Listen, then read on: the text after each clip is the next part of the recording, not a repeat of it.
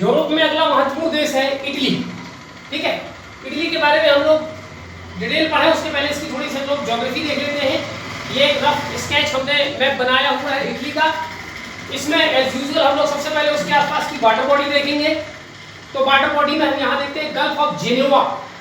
ये जेनेवा नहीं है, GENEVA स्विट्जरलैंड में, GENOA जेनेवा ये इटली में है। ठीक है, तो यहीं पर जेनेवा सिटी लोकेटेड है और यहीं पर गल्फ ऑफ जेनेवा।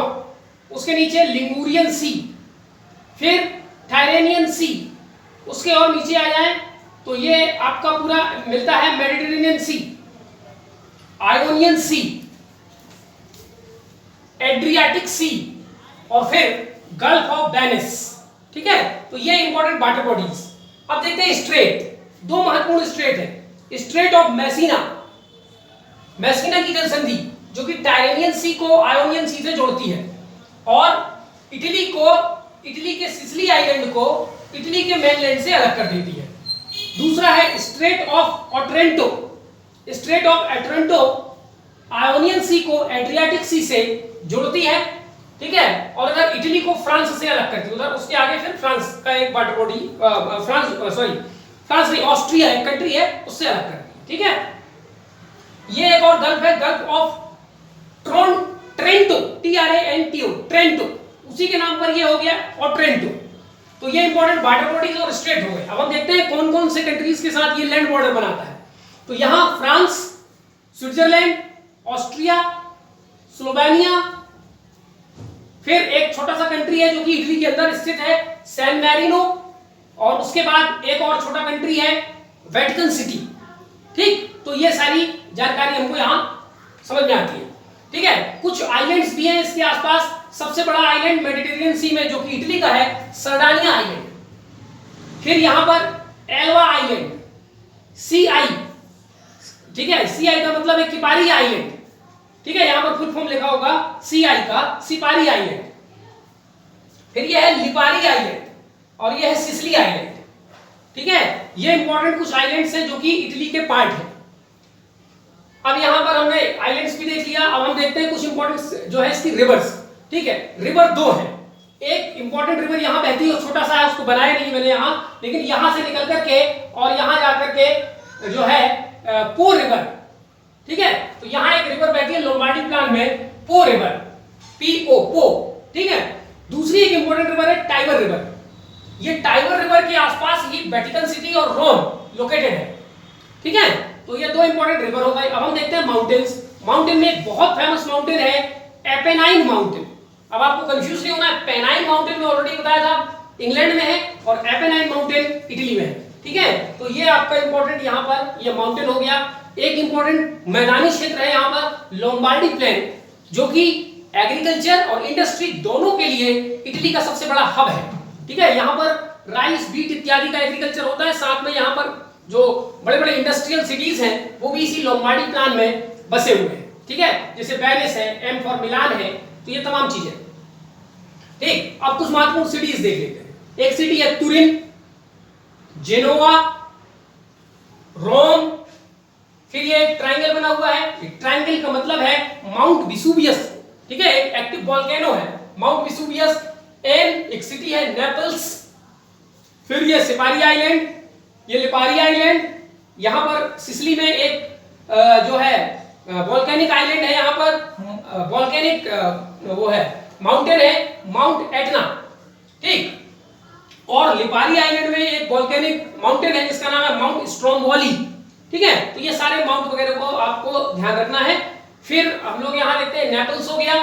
उसके बाद ये कंट्री है सैन मैरिनो, यहां पर एक इंपॉर्टेंट सिटी है वेनिस और ये M फॉर मिलान, और इसके नॉर्थ में एक माउंटेन है आल्प्स माउंटेन। ठीक है, तो ये पूरा रफ जानकारी हमने यहां पर ले लिया।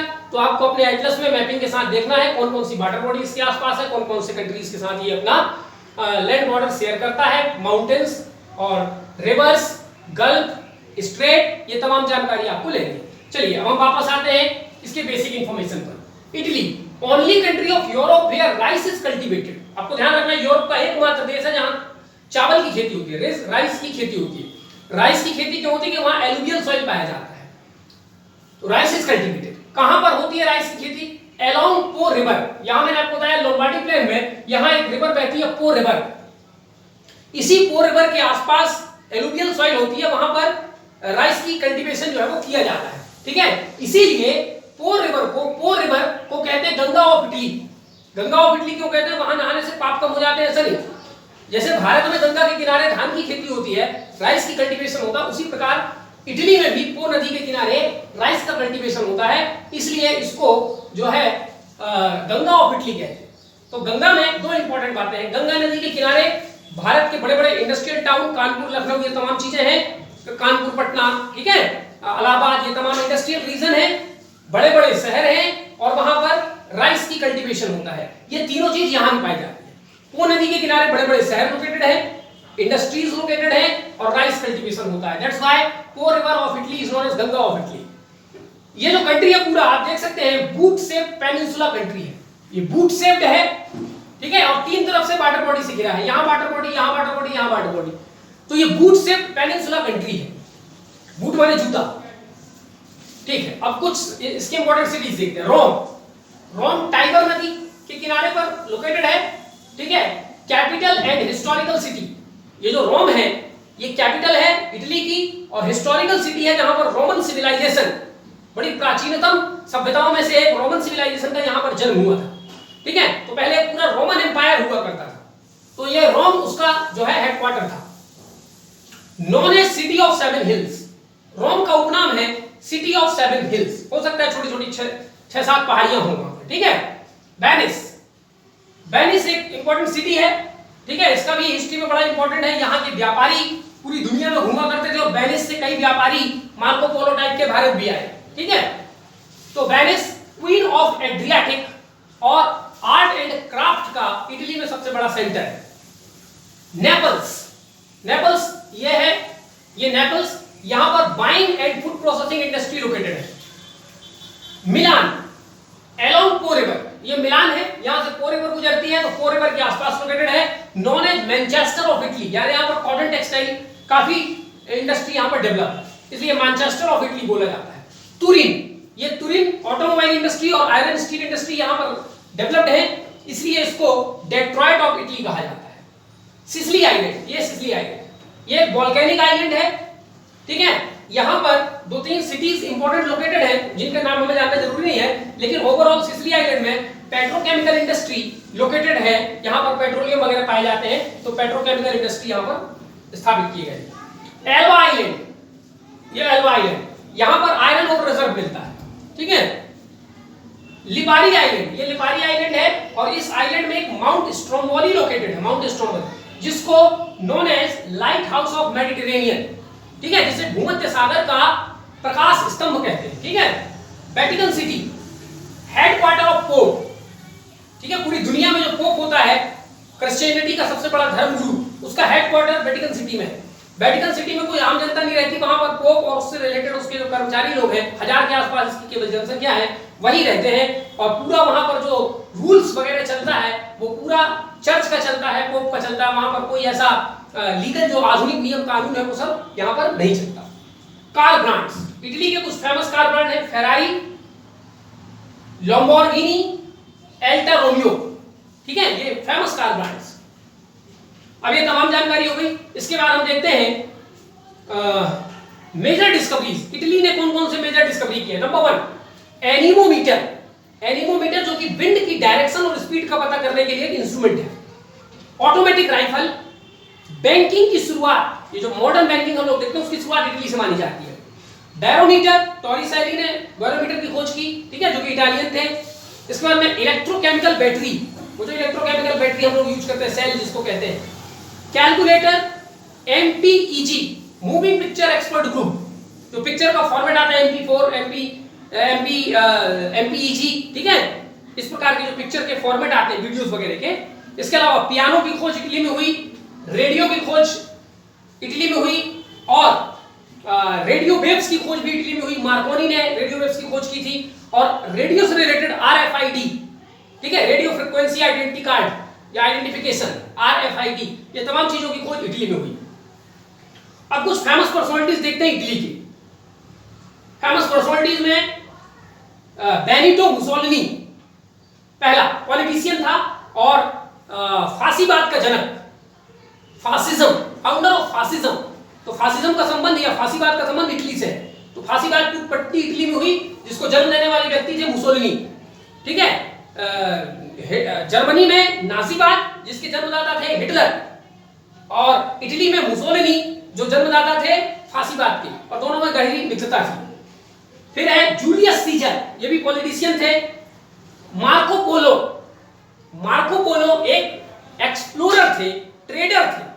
ठीक है, जो भारत भी आए मार्को पोलो। ठीक है, और उन्होंने कुछ इतिहास भी लिखा, जिससे भारत के इतिहास के बारे में जानकारी मिलती है। कोलंबस, ठीक है, क्रिस्टोफर कोलंबस, ये भी एक्सप्लोरर थे। एक्सप्लोरर माने ये घूमते रहते थे जहाज लेकर के यहां वहां। ठीक है, चलिए ये चार इंपॉर्टेंट हो गए। इसके बाद गैलीलियो, गैलीलियो एक एस्ट्रोनॉमर थे, खगोलविद थे। ठीक है, गैलीलियो, और उन्होंने टेलीस्कोप की खोज की गैलीलियो ने, और भी बहुत सारी चीजों की खोज की। ठीक है, कहा जाता है कि ग्रेविटेशन का खोज भी न्यूटन से पहले गैलीलियो ने किया था। दांते, दांते एक बहुत फेमस पोएट और फिलोसोफर हुए दांते। Michael Angelo, Michael Angelo renaissance period में एक बहुत इंपॉर्टेंट कैरेक्टर हुए इटली में, जो कि पेंटर थे, थिंकर थे, फिलोसोफर थे। ठीक है, पोएट थे। बहुत सारी खूबियां माइकल एंजेलो में पाई जाती थी, पर्टिकुलरली ये पेंटर थे। ठीक है, अगला है लियोनार्डो दा विंची। ये जो लियोनार्डो दा विंची थे, ये भी पेंटर थे। इसके अलावा ये फिलोसोफर भी थे, पोएट भी थे। ठीक है, जिनकी फेमस पिक्चर जो है, पोर्ट्रेट जो उन्होंने बनाया वो है मोनालिसा। अगला है लियोन बातिस्ता। लियोन बातिस्ता जो है, ये एक आर्किटेक्चरर थे। ठीक है, इटली के फेमस आर्किटेक्चर। तो इस प्रकार इटली कंप्लीट हो गया। अब हम नेक्स्ट कंट्री के बारे में बात करते हैं, चेक रिपब्लिक। उसके पहले थोड़ा सा वो जो ब्रैकेट में लिखा हुआ उसको देख लेते हैं। ठीक है, चेकोस्लोवाकिया एक कंट्री हुआ करता था, चेकोस्लोवाकिया, जो कि 1918 से 1993 तक था। 1993 में ये कंट्री दो भाग में बढ़ गया, और एक कंट्री बन गई चेक रिपब्लिक, दूसरी कंट्री बन गई स्लोवाकिया। ठीक, तो सबसे पहले हम चेक रिपब्लिक देखते हैं। चेक Republic capital and largest city है इसकी प्राग। रिवर यहां पर तीन इंपॉर्टेंट रिवर है, Morava, Odra, Elbe. Automobile brands, बहुत फेमस ऑटोमोबाइल ब्रांड पूरे यूरोप में। चेक Republic one of the major automobile manufacturer country है, जिसमें इसका स्कोडा कार आते हैं, टाटा की बड़ी बड़ी हैवी ट्रक्स आते हैं। ठीक है, भारत में भी हमारा जो डिफेंस मिनिस्ट्री है, तो डिफेंस पर्पज में हम लोग टाटा बस का उपयोग करते हैं। ठीक है, तो टाटा और टाटा से कंफ्यूज नहीं होना है। इसके अलावा एक फेमस बस का ब्रांड है एविया। ठीक, तो ये फेमस ऑटोमोबाइल ब्रांड है, जो कि चेक रिपब्लिक कंट्री से रिलेटेड है। फिर देखते हैं हम लोग स्लोवाकिया। स्लोवाकिया की कैपिटल ब्राटिस्लावा और लार्जेस्ट सिटी भी है। माउंटेन यहां पर कार्पेथियन एंड टाटरा। अब आप ध्यान रखिए, टाटरा माउंटेन स्लोवाकिया में है, लेकिन टाटरा ब्रांड से ऑटोमोबाइल चेक रिपब्लिक में बनता है।